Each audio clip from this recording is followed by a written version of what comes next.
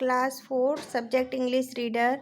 Children, let's continue reading Chapter 5, The Musicians of Bremen. The four of them travelled in the evening. They decided to spend the night in the forest. As the cock perched on the branch of a tree to settle for the night, he saw a light not far off. उन चारों ने एक साथ यात्रा की। शाम को उन्होंने फॉरेस्ट में ही रात्रि बिताने का निश्चय किया। कॉक था वह ट्री की ब्रांच पर बैठकर रात्रि में रुकने के लिए इधर उधर जगह देखने लगा। He saw a light not far off, उसने थोड़ी ही दूरी पर कुछ लाइट दिखाई दी। So he told his companions, उसने अपने कंपेनियंस से कहा, साथियों से कहा, that there must be a house around, यहाँ आसपास एक घर होना चाहिए।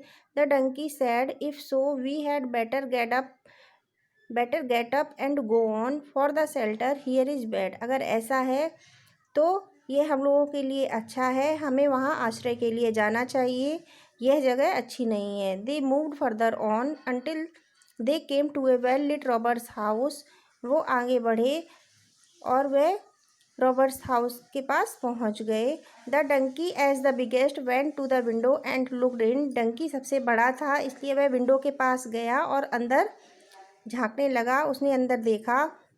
वाट do you see my grey horse, asked the cock, cock ने पूछा, माई ग्रे हॉर्स, तुम क्या देखते हो? A table covered with good things to eat and drink and robbers sitting at it enjoying themselves, एक टेबल पर खाने पीने की अच्छी अच्छी चीज़ें रखी हुई हैं और जो रॉबर्स हैं वो वहाँ एन्जॉय कर रहे हैं, वहाँ वो उन चीज़ों को एन्जॉय कर रहे हैं। That would be just the sort of thing for us, said the cock. Yes how I wish we were there, said the donkey, donkey ने कहा कि काश मैं वहाँ होता। Then the animals put their heads together and thought a way to get an invitation to join the robbers at the table. Animals ने, जो भी एनिमल्स थे, उन्होंने एक साथ मिलकर प्लान बनाया रॉबर्स की टेबल को ज्वाइन करने का। Come my friends, said the donkey, donkey ने कहा, मेरे मित्रों आओ, we are musicians so let us sing for a supper, हम सभी म्यूजिशियंस हैं तो चलो अपने अच्छे के लिए गाना गाते हैं। They began to perform their music together, the donkey brayed, dog barked, the cat mewed and the cock a doodle dooed. Then they burst through the window into the room. उन्होंने एक साथ परफॉर्म करना शुरू कर दिया। डंकी ने ब्रे किया, डॉग ने बार्क किया, कैट ने म्यू किया और कॉक ने कॉक के डूडल शुरू कर दिया। ऐसा करते हुए ही वो एक साथ रूम के अंदर पहुंच गए। So that the glass clattered as this horrible din, इस भयानक संगीत को सुनकर जो ग्लास था वह भी बिखर गया। The robbers were frightened out of their wits and they ran into the forest, robbers जो थे वो डर गए और जंगल की ओर भाग गए। The four companions now sat down at the table to eat well content with what was left, जो चारों साथी थे वो टेबल के पास बैठ गए और जो भी बचा हुआ था उसको खाने लगे। Then they put out the light and went off to sleep, तब उन्होंने लाइट बंद कर दी और सोने चले गए। After some time the robbers no longer saw the light burning in their house, कुछ समय के बाद जब रॉबर्स ने हाउस में कोई लाइट जलती हुई नहीं देखी, the captain ordered one of his men to examine the house, captain ने अपने ही एक आदमी से कहा कि जाओ और घर के अंदर जाओ और एग्जामिन करो, निरीक्षण करो क्या हो रहा है। Seeing that the house was still, उसने ये देखा घर तो बहुत शांत है। The messenger went into the kitchen to light a candle, जो मैसेंजर था वह किचन के अंदर गया एक कैंडल को जलाने के लिए।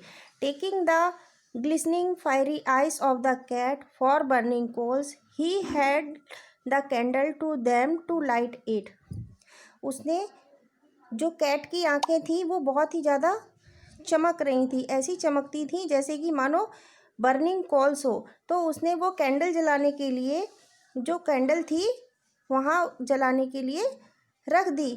इससे क्या हुआ, जो कैंडल थी वहाँ रख दी। जलती हुई कैंडल जब कैट के ऊपर रख दी तो जो कैट थी वह जल गई। This frightened the cat and he started spitting and scratching the messenger. इससे जो बिल्ली थी वह डर गई और उसने स्पिटिंग करना और मैसेंजर को स्क्रैचिंग करना शुरू कर दिया।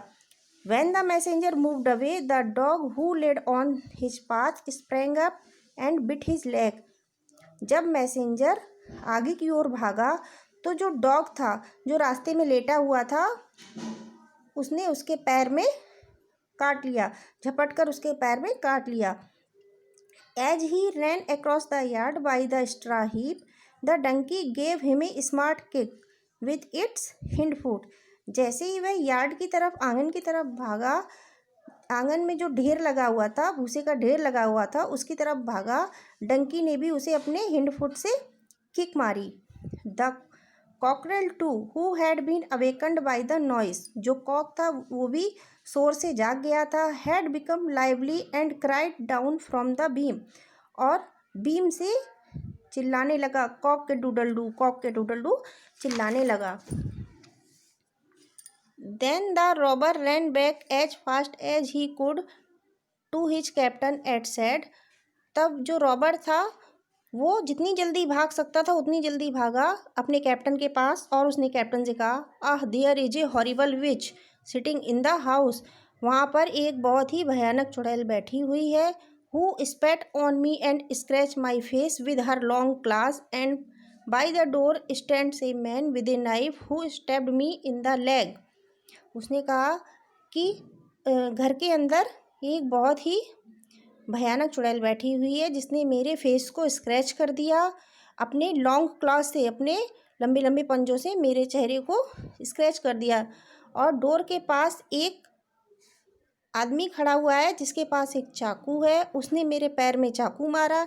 And in the yard there lies a black monster who beat me with a wooden club, और यार्ड के पास एक काला राक्षस था, काला राक्षस लेटा हुआ था जिसने मुझे वुडन क्लब से मारा।